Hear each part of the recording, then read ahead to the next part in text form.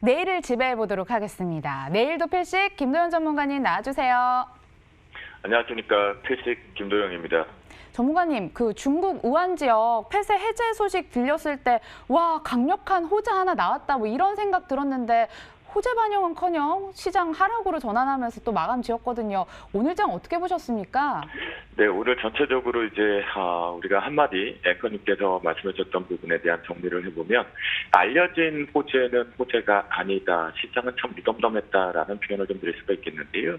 먼저 그 부분 쪽에서 해외 증시 쪽의 상해 증시를 보면 실제 우리나라 자체적으로도 봤을 때 미리 갭 띄워놓고 반영이 다 되면서 고점이 막혀버렸다라는 관점으로 볼 수가 있는데요. 상해 같은 경우도 이런 모습이 계속 연출이 되다 보니까 우리나라 시장 자체도 고점을 추가적으로 뚫어내지 못하고 같은 캔들의 모양들이 마무리가 되는 적이었다라고 말씀 좀 드리겠습니다. 자, 그 전에 앞서서 이제 실제적으로 우리가 ITM 반도체와 또다시 이제 SFA 같은 경우의 흐름을 한번 리뷰를 한번 볼 필요가 있을 것 같은데요. 첫 번째 ITM 반도체 같은 경우에도 앞에서 보시면 고점을 잘 뚫어주긴 했었지만 실제적으로 삼성전자 향 부분이 있었지만 저점도 지지하는 부분, 그러니까 방향성을 잃어가고 있어요. 만약에 오늘 시장에서 돌발적으로 오후장에 대한 급락 부분들이 아마도 과연 도대체 무슨 문제였을까 또는 속보를 확인해 볼 수가 있겠는데요. 이후에서 다시 한번 이 코로나 부분에 관련된 재무장관 회의 쪽에서 협상을 제대로 하지 못했습니다. 진척이 없었다라는 부분에서 시장에서 동반해서 급락을 좀 만들었는데요. 그런 부분에 ITM 반도체 같은 경우 위아래를 흔들어냈기 때문에 실제 다시 한번 보유자분들 같은 경우에 반드시 여기 51,300원 자체 오늘 종가가 51,400원이죠. 이 부분을 계속 뚫어내지 못한다면 무조건 매도하고 나온다라고 말씀 좀 드리겠고요. 신비자분들 ITM 반도체 많이들 요즘 언급되고 있기 때문에 매수 타이밍을 좀 잡으실 것 같은데요. 어제 오늘 저점 부근으로 형성이 되어 있는 5만 원 밑에서만 잡겠습니다. 반드시 좀 파악하셔야 돼요.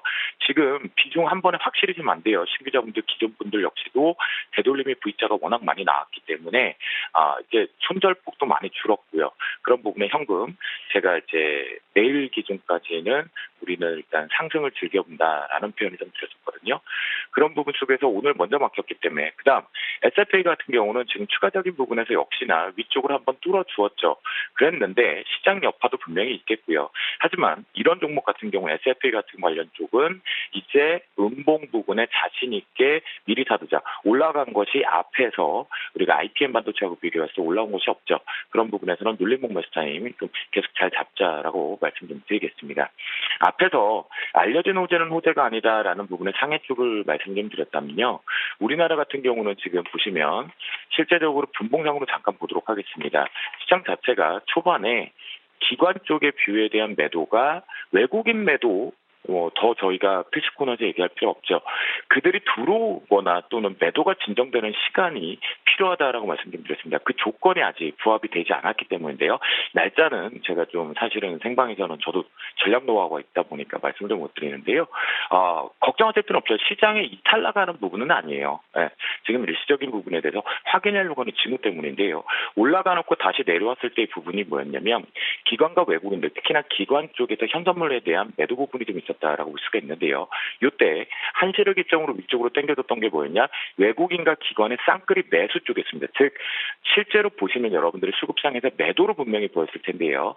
이 부분에서는 이 매도 부분들을 좀 취소를 하면서 매수로 안 보이게끔 들어올리면서 위쪽이 열렸습니다. 하지만 이 급락 부분이 바로 이후 부분의 재무장관에서 바이러스 대응책이 협상이 제대로 나오지 않으면서 이 부분에 대한 급락이 동반해서 시장 쪽으로 급락이 나왔는데요. 이 부분을 내고 보면 저는 오히려 오늘 이 고점 부분이 막히는 모습에서 올려졌을 때 이때 상승했던 모양의 수급의 패턴을 놓고 보면 내일 위쪽을 한 번 더 열어둔다라는 관점으로 판단을 하겠고요. 그런 관점이라고 본다면 저는 내일 옵션 만기를 앞두고 있는 시점에서는 상승의 무게감을 두는 전략을 잡아보도록 하겠습니다. 예, 상승에 무게감을 둔다고 말씀해 주셨습니다. 조금 더 이야기 들어볼까요? 그럼 어떤 전략이 필요한지까지 부탁드리겠습니다. 네, 전반적으로 내일 상승에 대한 부분이 지금 돌발적인 부분에 대한 EU 정상회담이래요. 재무장관 회의 부분에서 이제 코로나 부분에 대한 의미가 없었잖아요.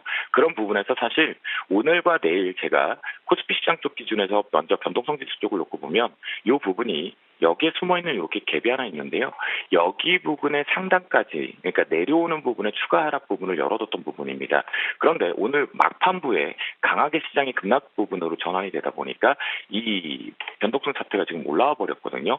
이거는 빕스도 마찬가지 지금 패턴인데요. 전 요거 그냥 무시한다라는 관점이기 때문에 여기까지 내려온다라는 관점, 변동성으로 놓고 보면 대략적으로 수치값에서는 32.8 정도로 좀 놓고 볼 수가 있는데요. 그렇다고 한다면 실제 우리나라 시장 쪽에 지수 쪽에 봤을 때 코스피 기준으로 내일 실제로는 여기가 지금 대략 1차적으로 요번에 지금 어제 오늘 막혔던 자리를 보면요. 여기서 기술적 반등을 하고 이때 올라올 때 눌려주는 시장에서 제가 위를 하나 더 열었습니다라는 표현을 드렸죠. 그리고 여기가 기가 막히게 요 갭 부분이 하나가 숨어 있었다라는 거겠죠. 그런 관점을 놓고 본다라면 오버슈팅이 하나를 열어놓기 때문에 내일 코스피 기준에서 1870 이상 부분까지는 오버슈팅입니다. 그러니까 즉 1870을 넘어서는 그 순간부터 우리는 현금 비중 열심히 최소한 절반까지 챙긴다라는 전략으로 말씀 좀 드려보도록 하겠고요. 그 부분에 대해서 또다시 한번 선물 시장 쪽으로 판단을 해보면요. 선물 지수 쪽에서 오늘 사실 이 종가가 241점 지금 50포인트에 좀 마무리가 되고 있기 때문에 워낙 크긴 큰데요. 위쪽 부분에서는 내일 이 부분에 대한 오늘 순간적인 급락 부분들을 열어놓고 본다면 251대 초반까지는 저는 열어놓는 뷰로 대응을 하겠다라고 말씀 좀 드려보도록 하겠습니다. 그 관점에서 해외 시장 쪽에 대한 뷰를 한번 봐야겠죠. 나스닥 시장 쪽도 동반해서 지금 나스닥 선물인데요. 잘 올라가다가 유지하다가 지금 내려오는 형태 쪽으로 막혀버린 형태인데요. 하지만 보시면 실제적으로 우리나라의 종가 모습도 그랬고요. 현재 미국 시장 쪽의 야간 시장 쪽에도 놓고 보면 충분히 급락에 대한 공포 부분을 만들 수도 있음에도 불구하고 저점이 지지되고 있다는 거죠.